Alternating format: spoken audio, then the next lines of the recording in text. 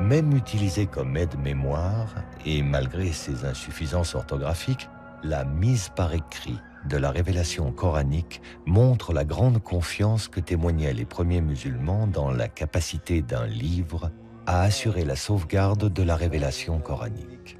Restait à donner à ce livre, fût-il encore dans sa forme primaire, un statut central, unique. En un mot, un statut de texte canonique. C'est à cette tâche que s'est consacré le calife Ousmane, troisième successeur du prophète Mahomet, et dont le récit de la tradition musulmane a établi précisément les conditions et les enjeux. À l'époque du calife Ousmane, l'empire islamique s'est considérablement étendu. Au nord, vers les provinces de Cham, l'actuelle Syrie, mais aussi à l'est, vers les provinces de Perse, et à l'ouest, vers l'Égypte. Ces conquêtes ont incorporé à l'empire des populations converties à l'islam, mais ne maîtrisant pas la langue arabe. Et voilà pourquoi il y eut parmi les musulmans des désaccords concernant la récitation du Coran, notamment dans des endroits très éloignés de la Mecque et de Médine, ces berceaux de l'islam. Et les musulmans commencèrent à se disputer, en particulier lors de 2 batailles contre les Arméniens et les Azéris. Et l'un des plus proches compagnons du prophète Mahomet, qui portait le nom de Hudayfa, était présent lors de ces batailles. Et quand il s'en revint après avoir vu ces conflits entre les musulmans, il alla sur le champ retrouver Ousmane ibn Affan, qui était le calife de l'époque. Et il dit à Ousmane ibn Affan: « Oh Ousmane, sauve cette Oumma, sauve cette communauté avant qu'elle ne se divise et avant qu'elle ne se dispute au sujet de son livre, comme l'ont déjà fait les Juifs et les chrétiens avant eux. »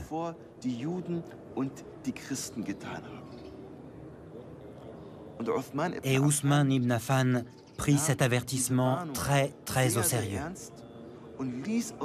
Et c'est la raison pour laquelle il fit convoquer une commission à laquelle il demanda de faire plusieurs copies du Coran. De Médine, les copies furent envoyées vers les principales villes de l'empire musulman. Vers la Mecque, Basra, Koufa, Damas et le Caire. Le calife Ousmane imposait ainsi sa version officielle que la tradition musulmane retiendra comme la Vulgate d'Ousmane, la forme canonique du texte coranique qui, encore aujourd'hui, est la version de référence. Mais l'imposition de cette Vulgate se fit au prix de décisions despotiques. D'autres versions du texte coranique existaient dans l'Empire, concurrentes, avec un nombre de versets ou une organisation différente des sourates. Les plus connues furent celles de Ali, le cousin du prophète Mahomet, qui, selon la tradition chiite, aurait compté 3 fois plus de révélations coraniques que la Vulgate d'Ousmane, et celle d'Ibn Masoud, qui fut lui aussi un des proches du prophète. Le calife Ousmane interdit ces versions concurrentes à la sienne et demanda leur destruction définitive. Ibn Masoud, qui ne voulut s'y soumettre, fut publiquement châtié.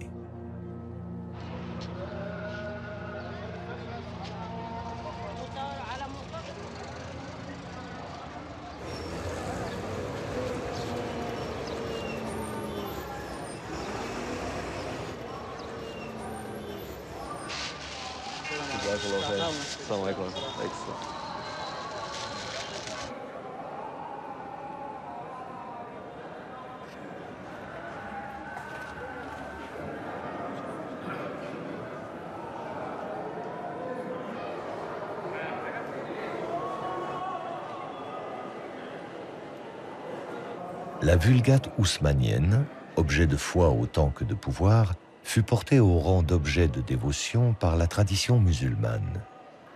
Dans la mosquée Al-Hussein du Caire, un exemplaire du Coran attribué à Ousmane serait gardé derrière cette porte que les fidèles embrassent. Une véritable relique que, exceptionnellement, Ferid Haider est autorisé à approcher.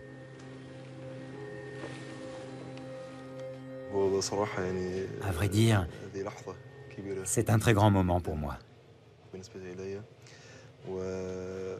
Ceci est bien l'un des exemplaires du Coran qui a été écrit à l'époque d'Ousmane. Que Dieu soit satisfait de lui.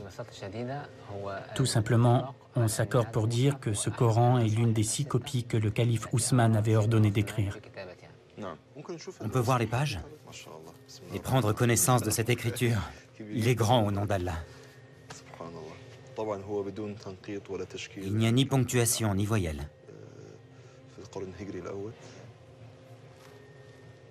Bismillah.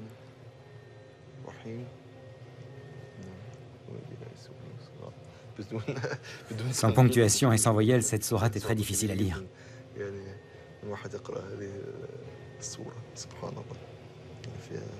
Je peux voir la dernière page?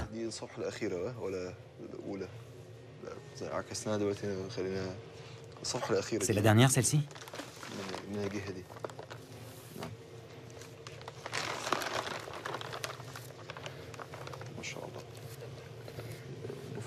C'est la dernière. C'est la sourate An-Nas, les hommes, n'est-ce pas? Oui, gloire à Dieu. C'est grandiose, c'est incroyable quand on y pense. Que ce Coran ait été écrit de la main de l'un des vénérés compagnons. Que Dieu soit satisfait d'eux.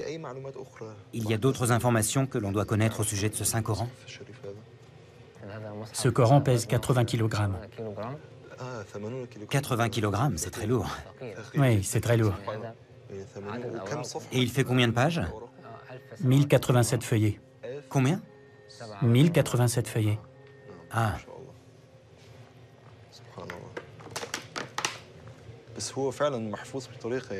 Franchement, la conservation est superbe.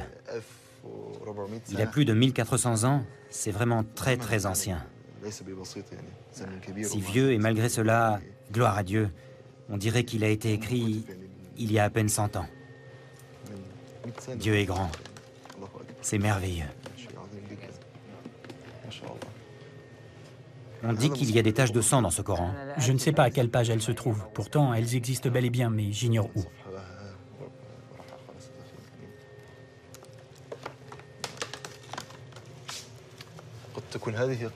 Est-ce que ça pourrait être ça, les marques de sang? Elles existent bien, mais elles sont effacées. Vous voulez dire qu'elles ne sont pas visibles? Non, pas très visibles. D'autres Corans, aussi volumineux et tachés de sang, sont répertoriés dans le monde musulman, à Istanbul et à Tachkent, en Ouzbékistan pour les plus connus. Considérés comme contemporains du calife Ousmane par la tradition musulmane, aucun d'eux n'a pu être historiquement daté, les scientifiques y voyant plutôt des copies tardives du 8e ou 9e siècle. La légende qui les accompagne, en revanche, reflète bien une vérité historique attachée au Coran. Le règne d'Ousmane fut une longue crise. Après 10 années d'un pouvoir despotique, en l'an 656, il fut assassiné dans son palais de Médine, entouré de Corans